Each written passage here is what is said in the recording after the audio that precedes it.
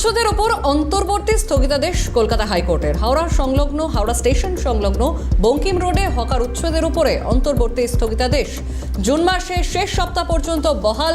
নির্দেশ, হকারদের আত্মপক্ষ সমর্থনের জন্য শুনানি করতে হবে। রেল কর্তৃপক্ষকে শুনানিতে উপস্থিত থাকবে হুগলি নদীর জলপথ পরিবহনের প্রতিনিধি। শুনানির পরে উচ্ছেদ সম্পর্কিত বিষয়ে সিদ্ধান্ত গ্রহণ করবে রেল কর্তৃপক্ষ। সেই সিদ্ধান্ত রিপোর্ট আকারে জমা করতে হবে কলকাতা হাইকোর্টে। নির্দেশ বিচারপতি হিরণময় ভট্টাচার্যের। মামলার পরবর্তী শুনানি 10ই জুন।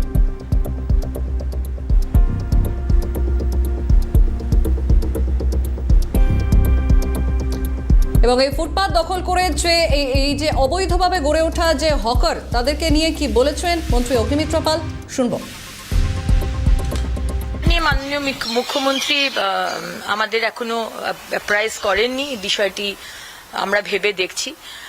এটা তো কোনো অস্বীকার করার জায়গা নেই যে এনক্রোচমেন্ট কি হিসেবে হয়েছে, কিভাবে হয়েছে।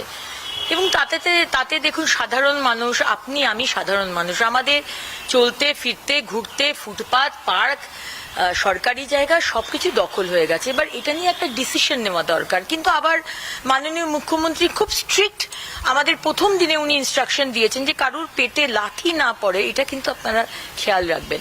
তাই জন্য দেখুন, একদিকে আমাকে এই এনক্রোচমেন্টের বিষয়টাও যেমন দেখতে হবে, আমাকে তেমনভাবে দেখতে হবে যে 20 বছর 30 বছর আজকে যারা দোকান করে বসে রয়েছে, তাদেরকে আমি যেন একটা রিলোকেট করার জায়গা পাই, মানে দিতে পারি।